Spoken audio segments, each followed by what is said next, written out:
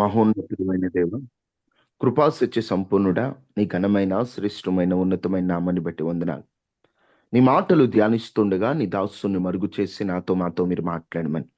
నీ దాసుని స్వంత జ్ఞానం కాదు, తన మైండ్లో నుండి తన నోటి ద్వారా వస్తున్న మాటలను మీ ఆత్మ సహాయంతో అయ్యా వాటిని ఫిల్టర్ చేసి జనములకు మాకు ఏ మాట అవసరమో ఆ మాటలే పలికించమని. వ్యర్థమైన మాటలు, సొంత ఆలోచనలు, సొంత తలంపులన్నీ కట్ చేసి మీరు మాట్లాడాలనుకుంటున్నటువంటి మాటను, మీరు ఏ విషయాలు తెలియచేయాలనుకుంటున్నారో ఆ విషయాలు నాతో మాతో మీరు మాట్లాడి బలపరిచి సహాయం చేసి మహిమ ఘనత ప్రభావములు మీరు మాత్రమే పొందమని యేసు నామములో అడిగి వేడుకొని ఉన్నాము తండ్రి. ఆమేన్. ఆమేన్. ఆమేన్. గత కొన్ని రోజులుగా దురాత్మ శక్తులు ఎలా పనిచేస్తాయో మీతో చెబుతున్నాను. భయపెట్టాలని కాదు, ధైర్యము దేవుని వాక్యము ద్వారా కలగాలని. మనం అనుకుంటున్నంత పెద్ద శత్రువేం అపవాది కాదు. వాడి మీద దేవుడు మనకు అధికారాన్ని ఇచ్చాడు. వాని మాటకు లోబడుతూ వాణ్ణి పెద్దగా మనం ఊహించుకుంటూ వాణ్ణి చూచి గడగడలాడుతున్నాం. కానీ క్రైస్తవుడు భయపడవలసింది దేవునికి మాత్రమే. దయ్యపు శక్తులు క్రైస్తవుని ఏమీ చేయలేవు. ఎందుకంటే యేసు రక్త ప్రోక్షణ జరిగినటువంటి వ్యక్తిని ముట్టుకునే అధికారం వాడికి లేదు. దేవుని కంచె మన చుట్టూ, మన కుటుంబాల చుట్టూ ఉంటే వాడు మనల్ని ఇబ్బంది పెట్టే అవకాశం లేదు. అనవసరంగా వాడికి భయపడాల్సిన అవసరం లేదని కొన్ని విషయాలు మీతో చెబుతూ, ప్రధానులుగా దురాత్మలు ఎలా పనిచేస్తాయి, అధికారులుగా దురాత్మలు ఎలా పనిచేస్తాయి, ఆకాశ మండలమందున్న దురాత్మ శక్తులుగా ఎలా పనిచేస్తాయి, అంధకార సంబంధులకు లోకనాథులుగా ఎలా పనిచేస్తాయి, వాటి డ్యూటీస్ ఏంటి, అవి పనిచేసే విధానాలు ఏమిటని కొన్ని విషయాలు మనం ధ్యానం చేస్తూ వాటిల్లో ఆకాశ మండలమందున్న దురాత్మ శక్తులు అనేటువంటి భాగాన్ని మనం చూస్తూ ఉన్నాం. ఆకాశ మండలమందున్న దురాత్మ శక్తులు అనే భాగంలో ఒకటి పట్టి పీడించడం. దురాత్మ శక్తులు పట్టి పీడిస్తే ఎలా ఉంటుందో, సేనా దెయ్యం పట్టినటువంటి వ్యక్తి జీవితాన్ని, మూగా చెవిటి దెయ్యం పట్టినటువంటి జీవితాన్ని, పుతోను దెయ్యం పట్టిన జీవితాన్ని మనము చూచాం.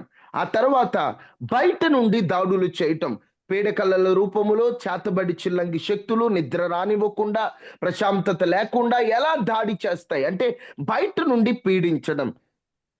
మూడవదిగా ఒక వ్యక్తిని పాపమునకై మళ్లించి తన జీవితాన్ని నాశనం చేయడానికి సాతాను ఆత్మలు ఎలా పనిచేస్తాయో ఈ పూట నుండి కొన్ని రోజుల వరకు మనం అంశాన్ని ధ్యానం చేస్తాం.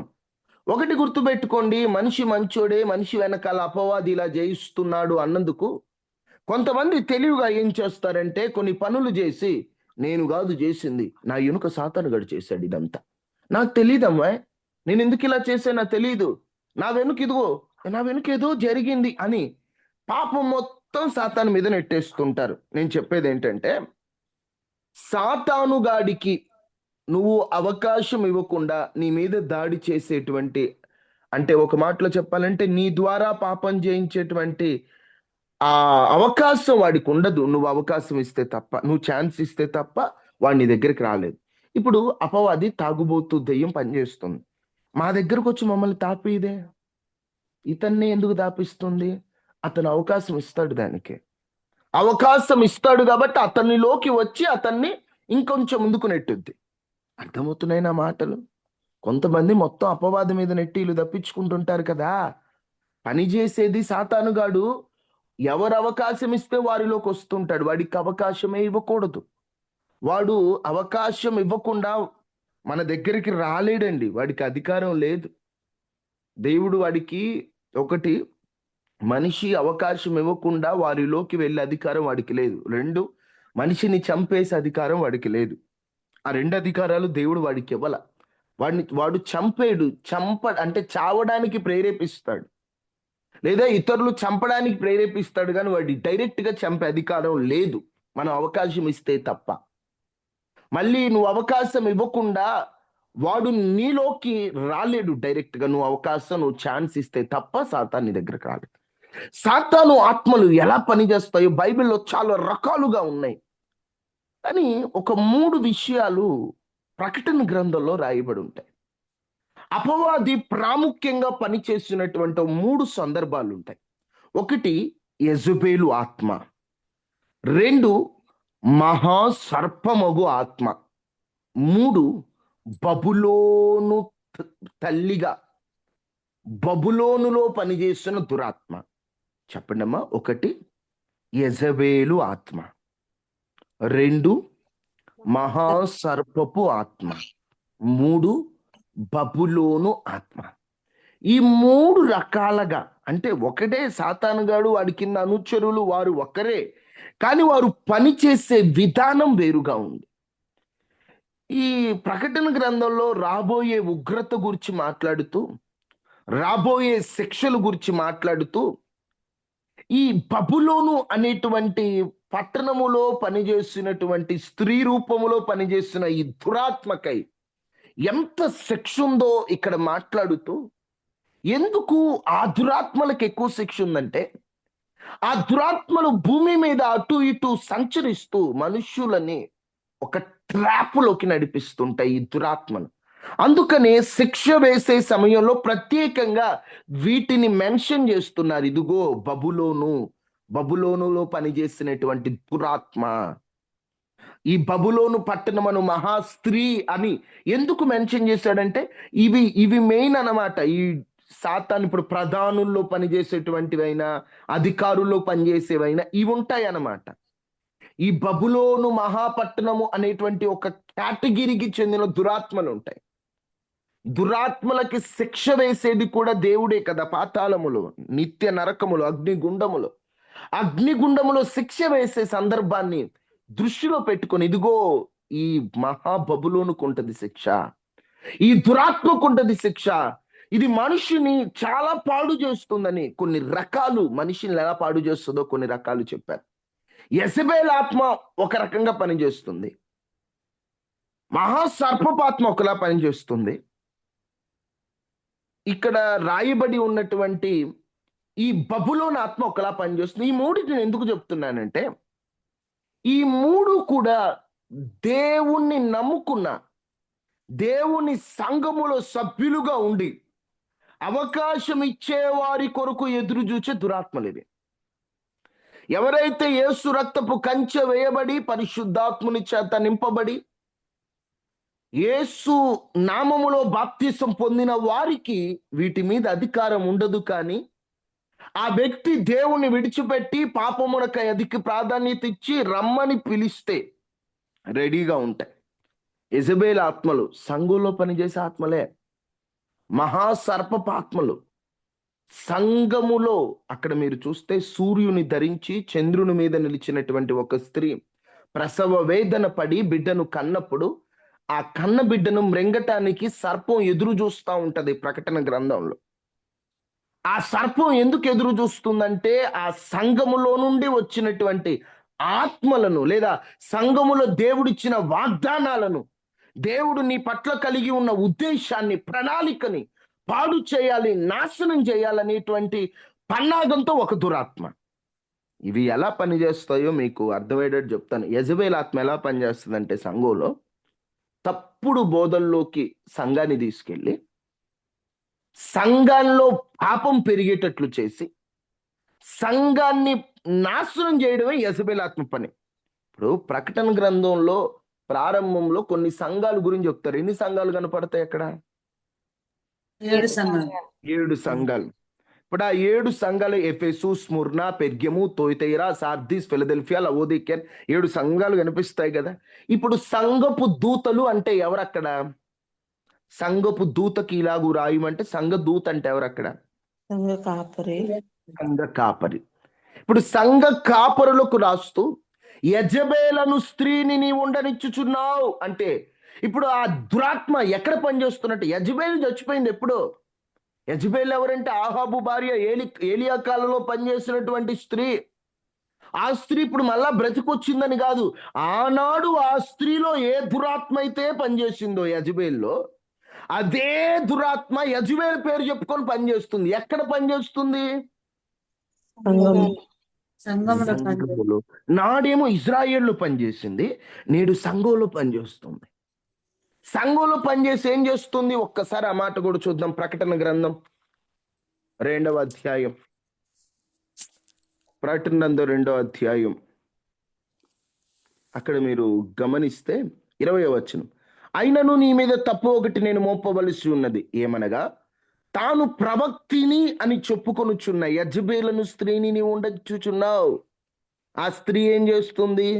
జారత్వం చేయుటకును, విగ్రహములకును విగ్రహములకు బలించిన బలిచ్చిన వాటిని తినుటకును అది నా దాసులకు దాసులకు బోధించుచు బోధించుచు వారిని వారిని మోసపరచుచున్నది. మోసపరుచుచున్నది. మారు మనస్సు పొందడానికి నేను నేను దానికి దానికి సమయం ఇచ్చాను.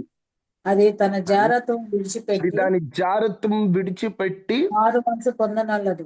మారు మనసు పొందనల్లదు. ఇక్కడ ఇదిగో ఏంటంటే నేను ఈ దానిని యెజబేల్ ఆత్మలు ఎక్కడైతే పనిచేస్తాయో అక్కడ భ్రష్టత్వం పనిచేస్తుంది. భ్రష్టత్వం అంటే ఎన్ని వాక్యాలు విన్నా, ఎన్ని ప్రార్థనలు చేసినా, ఎంత బలమైన లోతైన ప్రసంగాలు విన్నా మరలా అదే పాపం, మరలా అదే పాపం, మరలా అదే పాపం. మారు మనసు పొందడానికి దేవుడిచ్చే అవకాశాన్ని మనిషి వదులుకునేటట్లు చేసేది ఈ యెజబేల్ ఆత్మ. యెజబేల్ ఆత్మ. ఇక్కడ ఇంకోటి, ప్రకటన గ్రంథం 12వ అధ్యాయంలో చదువుపోయిన పర్లేదు. 12వ అధ్యాయంలో కనిపించే సర్పం ఏంటంటే, ఎప్పుడైతే ఒక స్త్రీ ప్రసవ వేదన పడి బిడ్డను కంటుందో, కన్న బిడ్డను మింగేయటం అంటే వాగ్దానాలని, దేవుని ఉద్దేశాలని నాశనం చేసేటువంటి దురాత్మ. సంఘంలో ఎలా పనిచేస్తాను? ఒకటి, సంఘాన్ని భ్రష్టత్వంలోకి నడిపించే దురాత్మ అయితే, 2, సంఘాన్ని, సంఘములో ఉన్నటువంటి వాగ్దానాలను, దేవుని ఉద్దేశాలను నాశనం చేసే దురాత్మ. ఇప్పుడు నీ పట్ల దేవునికి ఒక ప్రణాళిక ఉన్నప్పుడు ఆ ప్రణాళిక జరగకుండా నిన్ను దేవునికి దూరం చేసేది ఈ దురాత్మే.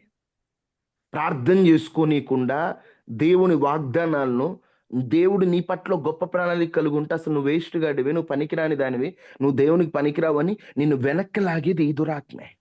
ఈ దురాత్మే. మూడవదిగా బబులోను ఆత్మ. ఈ పూట ఈ బబులోను ఆత్మ గురించి కొన్ని విషయాలు మీతో చెప్తాను. ఈ బబులోను ఆత్మ ఎలా పనిచేస్తుంది? ఎందుకు ఇది సంఘాలలో, అంటే ఇది వాస్తవంగా చెప్పాలంటే చాలా మందిని మోసం చేస్తూ సాతాను ఎలా ఇక్కడ పనిచేస్తుందో ఒక్కొక్కటిగా మీకు మనం చదువుకున్న లేఖన భాగముల నుండి చూపిస్తాను. చూడండి, ఒక్కొక్కటి అండర్లైన్ చేసుకోండి. ప్రకటన గ్రంథం 17వ అధ్యాయం 1వ వచనం చివరి లైన్. మహావేశ్యకు చేయబడు తీర్పు నీకు కనపరచుదు. ఈ దురాత్మకి ఒక పేరు పెట్టారు, మహావేశ్య.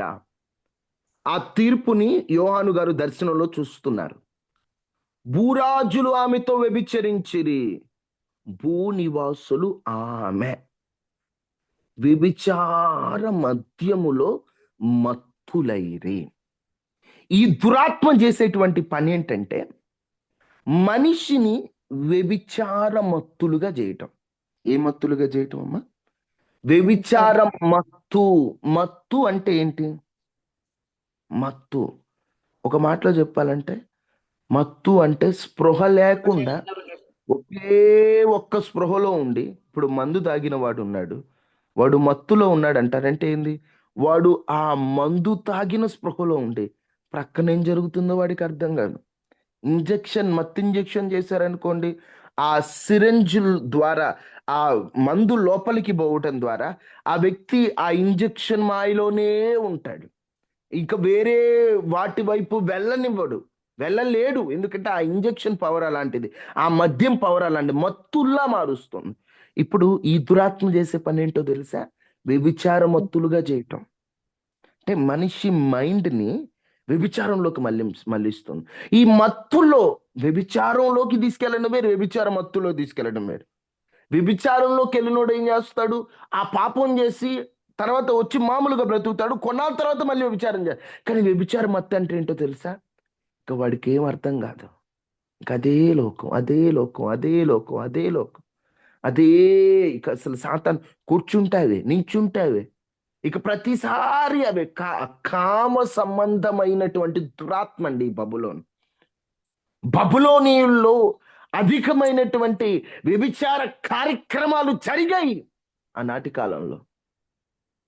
ఆ బబులోనీయులు కానీ, పక్కనున్న మోయాబీయులు కానీ వీళ్ళలో ఉన్నటువంటి దురాత్మలు ఎలా ఉండాయంటే వాళ్ళు బలులిచ్చి ఆ దేవతల ముందు, ఆ దేవతలకి ఈ పాప సంబంధమైన కామ విలాసాలంటే ఇష్టం. వాళ్ళు ఏం చేసేటువంటి వాళ్ళంటే ఆ బబులోను రాజ్యంలో కానీ మోయాబుల్లో కానంట వాళ్ళు బలులిచ్చి, అంటే దేవతలకు బలులిచ్చి, ఇప్పుడు అనకూడదు కానీ కొంతమంది అన్యులు విగ్రహాలు పెట్టి విగ్రహాల ముందు రికార్డింగ్ డాన్సులు పెడతారు కదా. ఆనాటి కాలంలో కూడా బలులర్పించి ఆ దేవతకి ఇష్టమని, ఎప్పుడైతే వీళ్ళు బలులర్పిస్తారో ఆ దేవతల్లో పనిచేసే దురాత్మలు వీళ్ళలో పనిచేయటం ద్వారా ఆ దేవతకి ఇష్టం ఏంటో తెలుసా? వ్యభిచారం మత్తులవటం, కామపు మత్తులైపోయి జనాలు ఇష్టం వచ్చినట్లు వ్యభిచారం చేయాలని వాళ్ళు బలులిచ్చి అక్కడే నాట్యాల పేరుతో ఒక ఇక వారు వస్త్రములన్నీ తీసివేసి చేయరాని అసభ్యమైనటువంటి పనులన్నీ చేస్తూ ఉంటే దేవతలు, ఆ దురాత్మలు సంతోషిస్తూ ఉండేయట. ఇప్పుడు మీకు తెలుసో తెలీదు, కొన్ని చోట్ల విగ్రహాలు పెట్టి డ్యాన్సులు వేయడం అసహ్యంగా, చూడరాని విధంగా, పాపాన్ని ప్రేరేపించే విధంగా ఈ డాన్సులు ఎందుకు వేస్తారనుకున్నారు? వెనక సాతానుగాడు ఇదిగో ఈ ఆత్మలు పనిచేస్తుంటాయి, ఇదిగో ఇదిగో ఇట్లా ఇట్లా ఇట్లా అని వాళ్ళు ప్రేరేపిస్తుంటాయి. ఇప్పుడు డ్యాన్సులు అమ్మాయిల్ని పిలిపించుకొని కొన్ని చోట్ల అసభ్యంగా డ్యాన్సులు వేస్తారు. అవి ఎంత శాపమో తెలుసా? కొంతమంది అనకూడదు కానీ సిగ్గు లేకుండా పెళ్లిళ్ళకు పిలిపించుకుంటారు అలాంటి వాళ్ళని, రికార్డింగ్ డాన్సులు వేసే వాళ్ళని. ఆ వ్యభిచార విధంగా, అంటే ఆ డాన్సులు వేసి మనుషుల్ని ఎలా మళ్ళించాలంటే ఆ పాపపు కామం వైపు మళ్ళీ, అది సాతాను పన్నాగం. వీళ్ళకి తెలియట్లేదు. సాతాను ఇది బబులోనులో నుంచి మీరు కాపోతే మోయాబీయుల్లో కానీ కొన్ని చోట్ల అసభ్యమైనటువంటిది. ఆ బబులోను కానీ మోయాబు కానీ బయలు కానీ ఇలాంటి కొన్ని దెయ్యాలు కనిపిస్తాయి. దెయ్యాలు ఏం చేస్తాయి అంటే వాళ్ళు ప్రాముఖ్యంగా ఇదిగోండి ఈ వ్యభిచార సంబంధమైన నృత్యాలు, పిల్లలను బలివ్వడాలు, ఇలాంటివి ఎన్నో చేస్తుంటారన్నమాట. వాళ్ళు ఎన్నో చేస్తుంటారు. ఇప్పుడు అదే దురాత్మ ఎక్కడికి వచ్చేసిందో తెలుసా? సంఘంలోకి వచ్చేసింది, క్రైస్తవుల దగ్గరకు వచ్చేసింది. ఎట్లయినా వ్యభిచార మొత్తంలో చేయాలి. మనం వాడికి అవకాశం ఇవ్వకపోతే ఏం లేదు, కానీ వాడికి కనుక అవకాశం ఇచ్చామనుకోండి, పరిశుద్ధాత్ముడు నిలయముగా ఉండాల్సిన మనలో పరిశుద్ధాత్ముని మనం ఉండనివ్వకుండా అపవాదికి ఉండే అవకాశం ఇచ్చామనుకోండి, అపవాది మాయలోకి వెళ్ళామనుకోండి, ఈ వ్యభిచార మత్తులోకి వెళ్ళిపోతాం. అమ్మా, మంచి పిలుపు కలిగిన సేవకులే ఈ వ్యభిచార కామం అనే మత్తులో ఎందుకు పడిపోతున్నారు? పిలుపున్నవారే, దర్శనం ఉన్నవారే, దేవుని ప్రణాళిక ఉన్నవారే ఎందుకు పడిపోతున్నారంటే ఈ ఒక మత్తు, ఇదే మత్తు శాంసన్లో పనిచేసింది. భలే బలం. అసలు దేవుని కొరకు బహు సాధనగా వాడబడతాడు అనుకున్నారు. అతనికున్న బలానికి శత్రువులంతా తేల్చేయాల్సింది. కానీ దేవుని కోసం తను చేసిన యుద్ధాలు ఏం కనబడం. లవ్ అయినందుకు ఒకసారి, లవ్ ఫెయిల్యూర్ అయినందుకు ఒకసారి, ఏదేదో చేసేసాడు తప్ప వ్యభిచార మత్తులో ఉన్నాడు. వ్యభిచార మత్తులో ఉండి ఢిల్లీల మాయలో ఉండి అన్నీ తెలుసుకునేసరికి 2 కళ్ళు పోయినాయి. వ్యభిచార మత్తులో నుండి యేసు నామములో మనందరం తెలుసో తెలియకో ఈ మత్తులో ఉన్నాం. వీటిలో నుంచి బయటపడాలి. ఇది బబులోను దయ్యం. అది అట్లా ప్రేరేపిస్తుంది మన మైండ్ని అలా పాపపు దృశ్యాలు చూసేటట్లు. అమ్మా, పాపపు దృశ్యాలు చూడటం వెనుక, వ్యభిచారం వెనుక, జారత్వం వెనుక, ఇక కామ విలాసకరమైనటువంటి కార్యక్రమాలు వెనుక, అక్రమ సంబంధాలు వెనుక ఈ దురాత్మలే పనిచేస్తుంటాయి.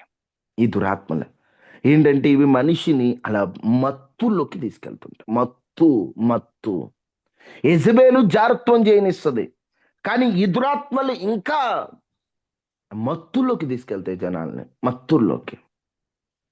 నిజం చెప్పాలంటే సాతాను మధ్య కమ్యూనికేషన్ బాగుంటాయి. ఇప్పుడు జారత్వము ఎప్పుడైతే చేయడం అలవాటైందో ఇంక వెంటనే యెజబెలు సైగ చేస్తుంది బబులోను దెయ్యాలు, ఇదిగో దా మత్తులో తీసుకెళ్ళాం. కానీ అప్పుడప్పుడు ఇంకా మత్తుల్లోకి వెళ్ళాడా ఇంకా మారు మనసు పొందటం ఆ వ్యక్తికి పొందలేండి. చాలా మంది ఒక ప్రశ్న అడుగుతుంటారు, దేవుడు మనిషిని క్షమిస్తాడా, ఎన్నిసార్లైనా క్షమిస్తాడా? నేను ఒకటే చెప్తాను, దేవుడు ఎన్నిసార్లైనా క్షమిస్తాడు. కానీ పదే పదే పదే పదే పదే పదే అదే పాపం నువ్వు చేస్తున్నావు అనుకో, నిజంగా క్షమాపణ అడిగే మనస్సు నీకుండదు. అడగలేవు, ఊరికే అడుగుతావు తప్ప నిజంగా రాదు. ఎందుకంటే మాటి మాటికి మాటి మాటికి మాటి మాటికి అదే పాపాన్ని కొనసాగిస్తూ కొనసాగిస్తూ ఉన్నావు అనుకో, క్షమాపణ అడగలేని విధంగా నిన్ను భ్రష్టత్వంలోకి తీసుకెళ్తుంది. నువ్వు అడుగుతావు అప్పుడు కూడా, ప్రభు క్షమించాను, అది పెదాలతో వస్తుంది, లోపల నుంచి రాదు. లోపల నుంచి రాదు. అందుకే భ్రష్టత్వమునకు వెళ్ళక మునుపే మారు మనసు పొందాలి. దేవుడు క్షమిస్తాడు, ఆయన ప్రేమ కలిగి, కానీ నువ్వు అడగలేవు, పశ్చాత్తాపడలేవు, కన్నీరు రాదు, మనసులో గిల్ట్ రాదు. ఏముందిలే, ఇది కామన్ కదా అనిపిస్తుంటది. ప్రార్థనలో శక్తి అనిపించదు, నిజంగా మోకరించలేవు, యథార్థంగా ప్రార్థించలేవు. అంతలోపు తీసుకెళ్ళుద్ది ఈ మత్తు. మత్తు ఈ మత్తే చివరికి నరకానికి తీసుకెళ్ళిపోయే విధంగా సిద్ధపరుస్తుంది. ఒకటి వ్యభిచార మత్తు, రెండు మద్యం మత్తు. మద్యం మత్తు. ఈ మత్తుల్లో ఈరోజు చాలా మంది డ్రగ్స్, ఇక్కడ మద్యం అని తెలుగు బైబిల్లో వాడారు, కానీ వాస్తవంగా ఆ మద్యం లాంటివి ఏవైనా, తాగుడు, సిగరెట్, గుట్కా, కైని, ఈ పేర్లన్నీ చాలా ఉన్నాయి కదా, వీటి వెనుక కూడా అపవాది మత్తుల్లోకి తీసుకెళ్ళిపోతుంటాడు.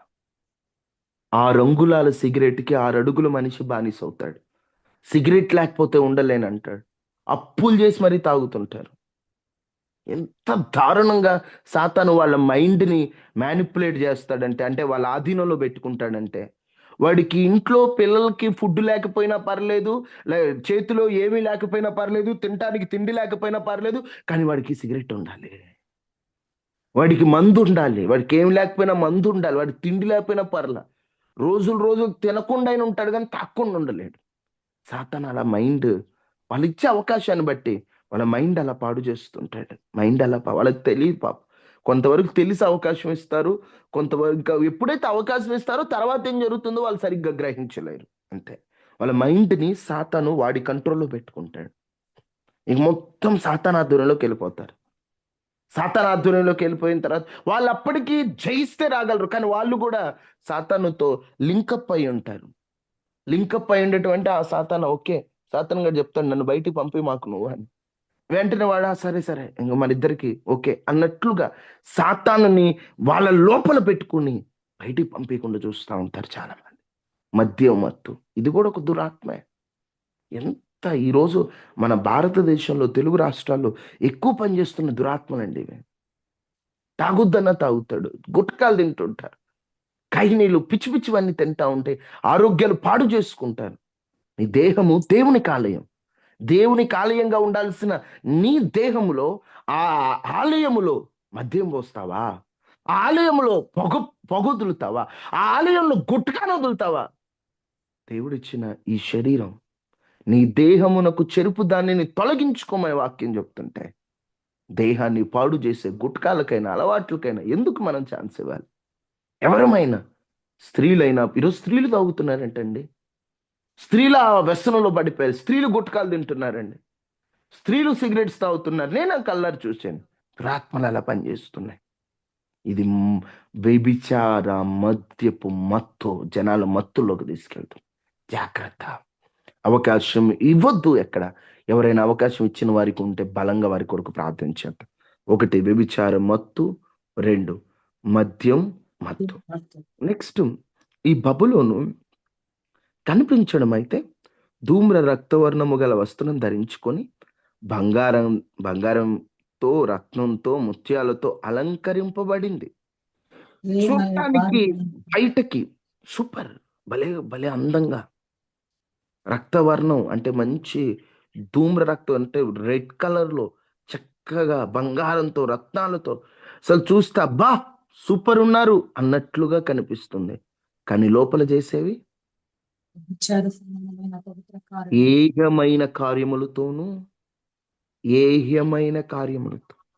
అంటే ఇక్కడ ఈ దురాత్మ ఏం చేస్తుంది, ఈ బబులోని ఆత్మలు ఏం చేస్తుంది తెలుసా? జనాలని వేషధారులా మారుస్తుంటాయి. రే, పైకి మంచిగా ఉండు, లోపల చేయాల్సినన్ని చేయి. పైకి మంచిగా బైబిల్ పట్టుకొని చర్చికెళ్ళు, పైకి మంచిగా ప్రార్థన చేయి, పైకి మంచిగా భక్తిగుండు, పైకి అందరితో ప్రేమ మాట్లాడు, కానీ లోపల కుళ్ళు, లోపల అసూయ, లోపల పాపం, లోపల ద్వేషం, లోపల అన్నీ పెట్టుకొని పైకి మాత్రం హల్లెలూయా పరిశుద్ధ పరిశుద్ధ, లోపలన్నీ చేయాల్సినన్ని ఇవన్నీ కూడా సాతాను చేయించేటువంటి ఒక పన్నాగం. ఈ మీరు గమనిస్తే దేవునికి అసహ్యమైన పాపాలే వాడు ఎక్కువగా మనతో చేయిస్తుంటాడు. మీకు ఒకటి తెలుసా? కామ సంబంధమైన పాపాలంటే దేవుడికి అసలు నచ్చదు. ఎందుకంటే భార్యాభర్తలు చక్కగా పిల్లలు కని భార్యాభర్తలు సంతోషంగా ఉండాలని దేవుడు సంసారం అనేటువంటిది ఒకటి తీసుకొస్తే, ఆ సంసారం అని దేవుడు తీసుకొచ్చిన దాన్ని పాడు చేసి సాతాను తీసుకొచ్చిందే జారత్వం, వ్యభిచారం, అక్రమ సంబంధం, పిచ్చి పిచ్చి పనికిరాని కామ సంబంధమైన కార్యక్రమాలన్నీ. దేవుడు పెట్టిన ప్రాసెస్కి వ్యతిరేకంగా వాడు పనిచేస్తున్నాడు. అందుకని దేవుడికి అసలు వాటికి సంబంధించినవంటే దేవుడికి అసలు నచ్చవు. పాత నిబంధన ప్రకారం అయితే చంపేయమన్నాడు. దేవుడికి అసహ్యమైనవి అవి. కానీ దేవుడికి అసహ్యమైన వాటిలోనే మనల్ని మత్తుల్లా చేయటం ఇటు పని. ఎందుకంటే సాతాను యొక్క ముఖ్యమైన గోల్ ఏంటి? వాడి ఆశయం ఏంటి? మనల్ని దేవుడి నుంచి దూరం చేయాలి. ఇప్పుడు మనల్ని దేవుడి నుంచి దూరం చేయాలంటే ఏంది? దేవుడికి అసహ్యమైనటువంటివి మన చేత చేయించాలి. అందుకే వాడు వ్యభిచార మత్తుల్లో యవనస్తుల్ని, కామపు మత్తుల్లో యవనస్తుల్ని తీసుకెళ్తున్నాడు. ఈరోజు ఎక్కువ మంది వాటికి పడిపోవటానికి కారణం సాతాను పన్నాగు. అది ఇప్పటికైనా గ్రహిద్దాం. ఓహో, నన్ను నా దేవుణ్ణి దూరం చేయడానిక సాతాను ఈ వ్యభిచారం అనే మత్తులో తీసుకెళ్ళింది. నన్ను నా దేవుణ్ణి దూరం చేయడానికి. మళ్ళీ దేవుడికి నచ్చంది ఇంకోటి వేషధారణ. పైకి ఒకలాగా లోపల ఒకలా ఉంటే దేవునికి అసలు ఇష్టం ఉండదు. అందుకే వ్యభిచారులను క్షమిస్తాను, వేషధారులు క్షమించిన మాట మనం ఎప్పుడు పలుకుతూనే ఉంటాం. దేవుడికి నచ్చదు, ఎందుకంటే దేవుడు యథార్థవంతులు కోరుకుంటాడు. యథార్థవంతులు అంటే దేవునికి ఇష్టం. అందుకే నోవాహు యథార్థవంతుడని, బైబిల్లో యథార్థవంతుల ప్రార్థన దేవుడు ఆలకిస్తాడని, యథార్థం ఉన్నవారి వైపు ఆయన కనుదృష్టి ఉంటుందని, యథార్థం అని దేవుడు చెప్తుంటే, ఓహో, దేవుడికి ఉన్నది ఉన్నట్టు యథార్థం అంటే కడుపులో ఏముందో బయట అదే ఉండాలి, హానెస్టీగా. ఇంకా ఏ మాట చెప్తే ఆ మాట మీద ఇంకట్లా ఉండిపోవాలి అంతే. లోపల ఒకటి బయట ఒకటి దేవుడికి ఇష్టం ఉండవు. యథార్థంగా ఉండిపోవాలని దేవుడు కోరుకు. ఇప్పుడు సాతాను గడు ఏం చేయాలి? ఇప్పుడు యథార్థతను పాడు చేయాలి. అప్పుడు యథార్థతను పాడు చేయాలంటే వాడు వేసే బాణం ఏంటి? వేషధారణ. రే, మంచిగా పైకుండ్రా, యథార్థంగా ఉన్నట్టు నటించు, లోపల చేయాల్సిన చేయి, ఏం కాదు. యేసుక్రీస్తు ప్రభు పరిసయ్యులను పట్టుకొని మీరు సున్నం కొట్టిన సమాధులని ముఖం మీదే అంటాడు వాళ్ళని. ఎందుకు అన్నాడు? పైకి అందంగా కనిపిస్తున్నారు, లోపల లోపల లోపల చేయాల్సినన్ని చేస్తున్నారు. ఎప్పటికైనా ఎందుకు ఇవన్నీ చెప్తున్నాను తెలుసా? సాతానుకు మనం ఇచ్చే అవకాశాన్ని బట్టి వాడు ఇవన్నీ చేయిస్తున్నాడు. మొదట్లోనే వాడి తంత్రాలను, వాడి పన్నాగములను మనం ఎదురించగలిగితే, అపవాదిని ఎదురించినప్పుడు వాడు మీ యొద్ద నుండి సరిపోతుంది. పారిపోతాడు. రోజు వాడిని ఎదిరించట్లేదు కాబట్టి వచ్చి నెత్తిని కూర్చున్నాడు, ఇవన్నీ చెప్పిస్తున్నాడు, నెత్తిని కూర్చొని చేయిస్తున్నాడు ఇవన్నీ. ఒక క్రైస్తవుడు వేషధారిగా బ్రతుకుతున్నాడంటే సాతాను వెనకుండి ఎట్లా ఆ మనిషిని వాడు తన కంట్రోల్లో పెట్టుకుంటున్నాడు. అందుకే పైకి వచ్చేమో అందరి ముందు పాడే పాట ఒకటి, లోపల ఇంట్లో పాడే పాట ఒకటి, అందరి ముందు పలికే మాట ఒకటి, ఇంట్లో పలికే మాట ఒకటి, అందరి ముందు కనబడే రూపం ఒకటి, ఇంట్లో ఉన్న రూపం ఒకటి, అందరి ఎదుట కనబడే రూపం ఒకటి, ఒంటరిగా ఉన్నప్పుడు కనబడే రూపం ఒకటి. వాడు నిన్ను వేషధారిగా మార్చి వాడు ఆనందిస్తున్నాడు అక్కడ. ఎందుకంటే నువ్వు ఎప్పుడు వేస్తరిగా మారావో అప్పుడు దేవుడు ఏడుస్తాడు, దేవుడు బాధపడతాడు. అయ్యో, నా బిడ్డ ఇలా అయిపోతున్నాడు, నాకు నచ్చదు ఈ లక్షణం. అసలు దేవుడు చాలాసార్లు మనం పేరు కంటుంటాం, నేను గాయపరిచానయ్యా, నేను బాధ పెట్టానయ్యా. ఎందుకు దేవుణ్ణి బాధ పెట్టడం అంటే? ఎందుకు ఆయన బాధపడటం ఎందుకు? ఆయన గాయపరచడం అనే మాట ఎందుకు వాడుతున్నాం అంటే, ఆయనకి అసహ్యం ఆ పాపం అంటే. మనం ఆ పాపంలో ఉంటాం, ఆయనకేమో మనం కావాలి, కానీ అసహ్యమైన పాపంలో నుండి మనం బయటికి రాం. మనల్ని వదులుకోలేక, ఆ పాపాన్ని ఆయన ప్రేమించలేక, మనల్ని ఎట్లయినా సంపాదించుకోవాలని పరలోకపు తండ్రి పడుతున్న ప్రయాస అంతా ఇంత కాదమ్మా. ఎంత ప్రయాసపడుతున్నాడో. నా బిడ్డ ఇప్పటికైనా నా దరి చేరాలి, నా బిడ్డ ఇప్పటికైనా నా దరి చేరాలి. ఎన్నెన్నో వాక్యాల ద్వారా గద్దిస్తూ, ఏవేవో మర్మాలు తెలియజేస్తూ, ఎట్లయినా నా బిడ్డను నా సొంతం చేసుకుందాం, ఎట్లయినా నా బిడ్డను నా సొంతం చేసుకుందాం. అయ్యో, ఈ వ్యభిచారం నుండి నా బిడ్డను తప్పిద్దాం, అయ్యో ఈ అబద్ధాల నుండి నా బిడ్డను తప్పిద్దామని దేవుడు ఎంత ప్రయాసపడుతున్నాడో. నీ ఒక మీటింగ్కి వెళ్తున్నావు అనుకో, ఆదివారం నువ్వు ఒక చోటుకి వెళ్తూ, ఇదిగో నా బిడ్డ వస్తుంది, వెంటనే దైవజనునికి ఆత్మ ప్రేరేపణ ఇస్తాడు. ఎంత తాపత్రయం! ఇదిగో నా బిడ్డ ఈరోజు ప్రేయర్కి వస్తుంది, నా బిడ్డకు అవసరమైనట్టు మాట్లాడు, నా బిడ్డ పాపంలో వెళ్ళిపోతున్నాడు, నా బిడ్డ పాపంలో ఉండకూడదు, నా బిడ్డ అట్లా వెళ్ళడం నాకు ఇష్టం లేదు, నా బిడ్డ భ్రష్టత్వంలోకి వెళ్ళినా నేను నా బిడ్డను కాపాడుకుంటా, నా బిడ్డలు అయితేనే వదలను, నా బిడ్డ నాకు కావాలని దైవజనుని రూపంలో ఏదో ఒక ఉదయకాల ప్రార్థనో, యూట్యూబ్ ద్వారానో, లేదా ఇంకొక ద్వారానో దేవుడు ప్రయాసపడుతుంటే, నువ్వేమో విని పెడచెవిని పెట్టి ఏమున్నాయిలని పక్కకి వెళ్ళిపోయి ఉంటే, దేవుడేమో బాధపడుతున్నాడు, సాతానుగాడేమో ఆనందిస్తున్నాడు. దేవుడేమో అయ్యో నా బిడ్డని ఎలా నేను బ్రతికించుకోవాలి, ఎలా నా సొంతం చేసుకోవాలి, ఎలా నా బిడ్డని నా వైపుకు మళ్ళించాలని దేవుడు ప్రయాసపడుతుంటే, సాతానుగాడేమో నిన్ను తన వైపుకు తీసుకెళ్ళి ఆయనకు దూరం చేస్తూ వాడు ఆనందిస్తున్నాడు. ఇంకెంతకాలం దేవుని బాధ పెడదాం మనం? ఎంతకాలం బాధ పెడదాం వేషధారుల్లా ఉండి? వేషధారణ అర్థమవుతుందా? రెండు నాలుక ధోరణి, రెండు రకాల స్వభావం. నలుగురిలో ఉన్నప్పుడు నీ క్యారెక్టర్ ఎలా ఉంటుందని కాదు, నువ్వు ఒంటరిగా ఒక్కడివి గదిలో ఉన్నప్పుడు నీ క్యారెక్టర్ ఎలా ఉంటుందని ముఖ్యం.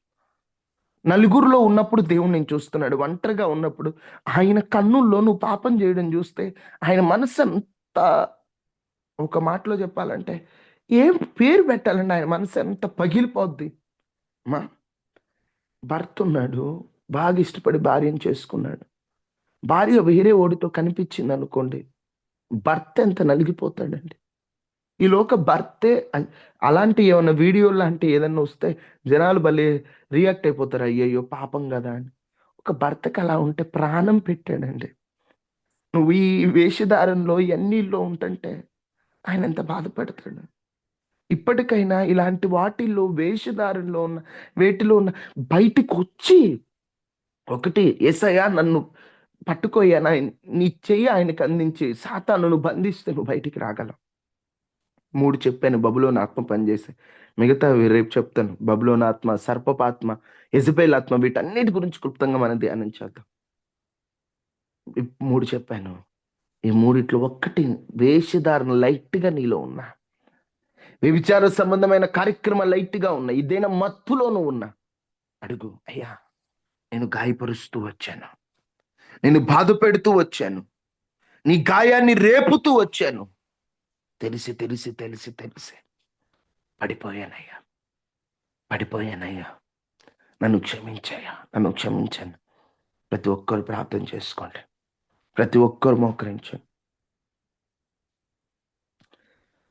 ఎరిగి ఎరిగినే చెడిపోతేని యేసుని కాయాము రేపితిని, మోసపోతి నే దృష్టి తొలగితి, దాసుడ నేను చూడనిమ్ము, మోసపోతి నే దృష్టి తొలగితి, దాసుడ నేను చూడనిమ్ము. ప్రభు యేసు నా రక్షక, నొసగు కన్నులు నాకు నిరతమునే నేను చూడా,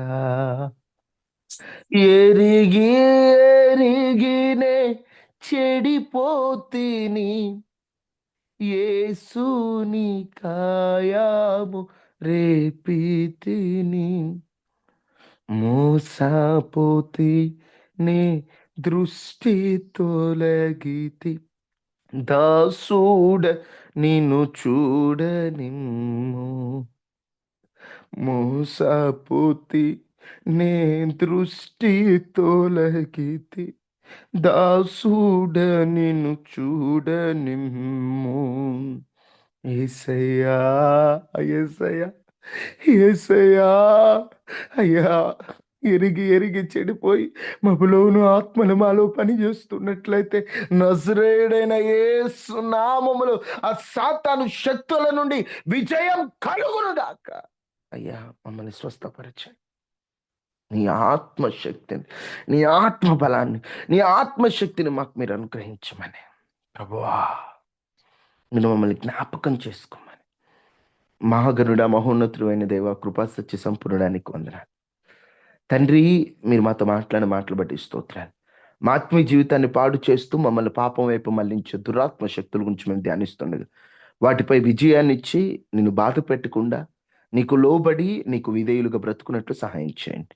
ఈ ఉదయకాల ప్రార్థనలో పాల్గొన్న వారందరినీ దీవించండి. అనారోగ్యంతో ఉన్న వారికి ఆరోగ్యాన్ని ఇవ్వండి. మానసికంగా కృంగిపోయిన వారికి ధైర్యాన్ని ఇవ్వండి. ఆదరణ కోల్పోయిన వారికి ఆదరణను గ్రహించండి. నెమ్మది లేని వారికి నెమ్మదినివ్వండి. సంతోషం లేని వారికి సంతోషం ఇవ్వండి.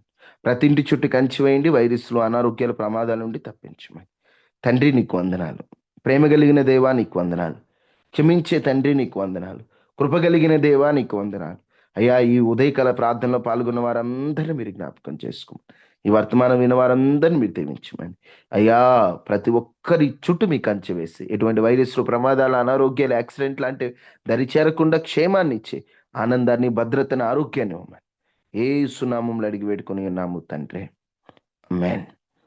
తండ్రి అయిన దేవుని ప్రేమ, కుమారుడైన యేసుక్రీస్తు వారి కృప, పరిశుద్ధాత్మని సహవాసం మనకి, మన కుటుంబాలకి ఎల్లప్పుడూ ప్రభు కృపతోడే ఉండును గాక. ఆమేన్. ఆమేన్. మాకు ముఖ్య గమనిక, ఈరోజు హాఫ్ నైట్ ప్రేయర్ ఏర్పాటు